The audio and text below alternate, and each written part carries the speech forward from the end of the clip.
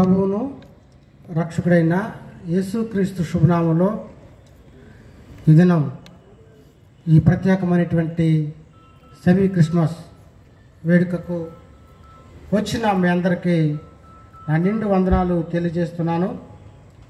ఇలాంటి తరుణం నాకు ఇచ్చినందుకై బైబిల్ మిషన్ మరి సంఘం దైవ సేవకులు ఏర్పాటు చేసిన ఈ విధానకై వారికి ప్రత్యేకమైన వందనాలు తెలియజేస్తున్నాను.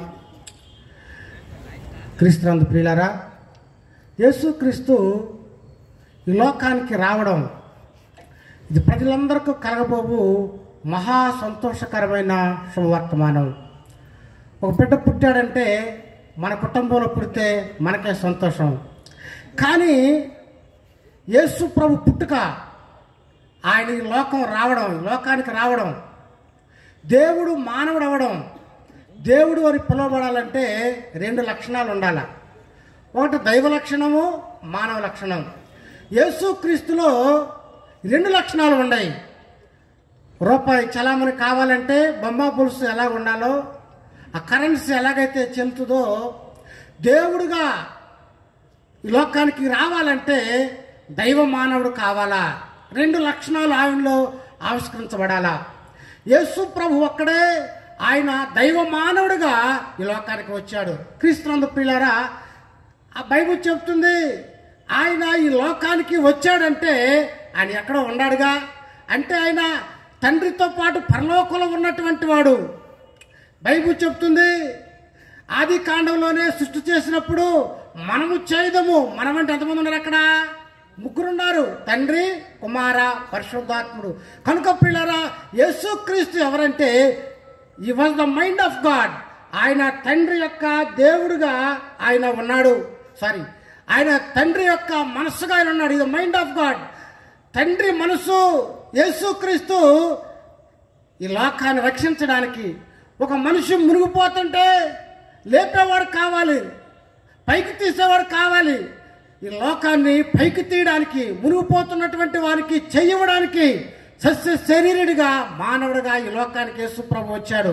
పిల్లరా, ఆ గొప్ప దేవుడు ఈ లోకంలో అవతరించబట్టే క్రీస్తు పూర్వము, క్రీస్తు శకము ఈ ప్రపంచాన్ని కొలవాలంటే ఏకైక సత్పురుషుడు యేసు ప్రభుగా ఆయన ఉన్నాడు. పిల్లరా, యేసు ప్రభు ఆయన పుట్టాడు అనడానికి ఆయన హిస్టరీ క్రీస్తు పూర్వం, క్రీస్తు శకమే కాకుండా ప్రపంచంలో నడిపొట్లో ఆయన పుట్టాడంటే ఆయన అందరికీ దేవుడిగా ఉన్నాడు.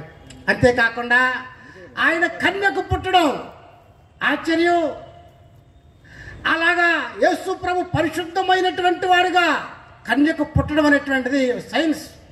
అంతేకాకుండా ఆయన ఈ లోకంలో పుట్టినప్పుడు యేసు ఆ బాలుని పశువుల తొట్టులో పొరుండబెట్టాడు. పిల్లరా, ఇప్పటికి కూడా ఆ పశువుల ఆ యొక్క తొట్టు ఉందని చెప్తా ఉంటారు. అనగా అది ఆర్కలాజికల్ ఎవిడెన్స్, పురావస్తు శాస్త్రానికి సంబంధించిన విషయం.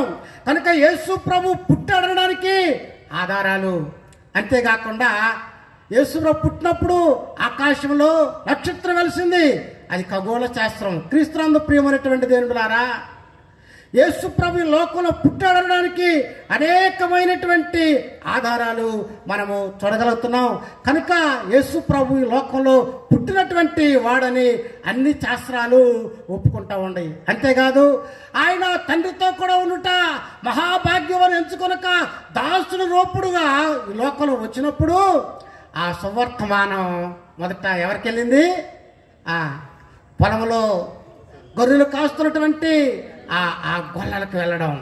పిల్లరా, ఎందుకు ఆ దేవాది దేవుడి లోకంలో ఉన్నప్పుడు ఆ గొర్రెల కాపర్లకే సువార్త తెలవబడిందంటే, ఆ గొర్రెల కాపర్లు సామాన్యమైనటువంటి కుటుంబాలకు చెందినటువంటి వారు, వారు సమాజంలో దూరంగా ఉన్నటువంటి వారు, వారు సమాజం చేత తేలికగా, చులకనగా, అప్రశ్నకు గురవుతున్నటువంటి ప్రజానికం దగ్గరకు మొట్టమొదటి సువర్తమానము వెళ్ళింది. పిల్లరా, ఆనాడు సమాజంలో గొర్రెల కాపర్లను, అదేవిధంగా వడ్రంగి పనులు చేసేటువంటి వారిని, పన్నులు వసూలు చేసేటువంటి వారిని సమాజము తృణీకార భావంతో చూసేటి వాళ్ళని.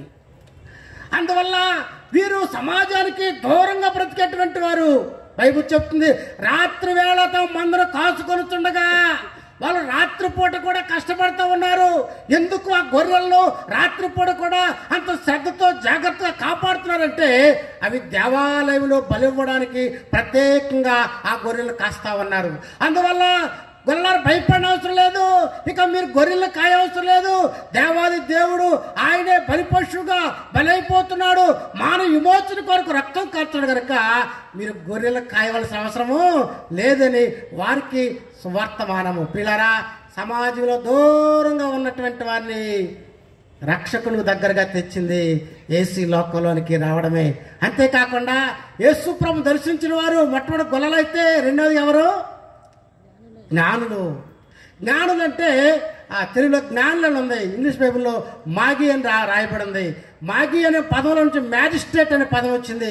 అనగా వచ్చిన వారు ఎవరంటే వారు మ్యాజిస్ట్రేట్స్, అనగా పిల్లరా రాజులు. కలెక్టర్గా రావాల్సింది మ్యాజిస్ట్రేట్ అని ఉంటుంది. అంటే ఉన్నతమైనటువంటి వారు, పరిపాలించేటువంటి వారు. ఎప్పుడైతే జ్ఞానులు ఏ రోజు దగ్గరకు వచ్చి యూదుల రాజు పుట్టుడు ఎక్కడుండు అనగానే ఆయన భయపడిపోతున్నాడు. ఎందుకు? వచ్చిన వాళ్ళు సామాన్యులు కాదు. యేసు ప్రభు వార్త సామాన్య ప్రజలైనటువంటి గొల్లల యొద్దకు మొట్టమొదటి వెళ్ళింది. తర్వాత గొప్పవారైనటువంటి జ్ఞానుల యొద్దకు కూడా యేసు ప్రభు వార్త వెళ్ళింది. ప్రియమైన దేవుళ్ళారా, యేసు ఈ లోకంలో పుట్టడు సమాజంలో ఉన్నటువంటి వైషమ్యాలను దూరపరిచినటువంటిదిగా, అందరినీ ఒకే చోటకు చేర్చినటువంటిదిగా మనం చూస్తా ఉన్నాం. పిల్లరా, యేసు ప్రభు యొక్క ఆ పశుబాలుడు పుట్టినప్పుడు ఒక ప్రక్క గొల్లలు చూస్తున్నాం. కొంతకాలం తర్వాత ఆ నక్షత్రాన్ని చూసి వెతుకుతూ యేసు ప్రభు ఆ ఇంట్లో ఉన్నప్పుడు ఆయన దగ్గరకు చేర్చింది. కనుక పిల్లరా, బైబిల్ చెబుతుంది, పేతురు అంటాడు అపోస్తలుల కార్యం 10:36లో, యేసు క్రీస్తు అందరికీ ప్రభువు. యేసు యొక్క పుట్టుక ఈ లోకంలో ఎందుకు జరిగిందంటే సర్వమానవాళి కలగబోవు మహా సంతోష వర్తమానం. క్రీస్తునందు పిల్లరా, యేసు క్రీస్తు లోకంలో రావడం అటు గనులకు సామాన్యమైన ప్రజలకు ఒకే చోట చేర్చి అందరికీ ఆనందాన్ని కలిగించింది యేసు ప్రభు ఒక్కడే. కనుక పిల్లరా, ఇలాంటి పర్వదినం మనందరికి జరుపుకోవడం మనకెంతో సంతోషకరం. యేసుక్రీస్తు ఈ లోకానికి రక్షకుడుగా మనందరి కొరకై జన్మించినటువంటి వాడుగా ఉన్నాడు. దేవుడి మాటలు ఆశీర్వదించును గాక. ఆమేన్.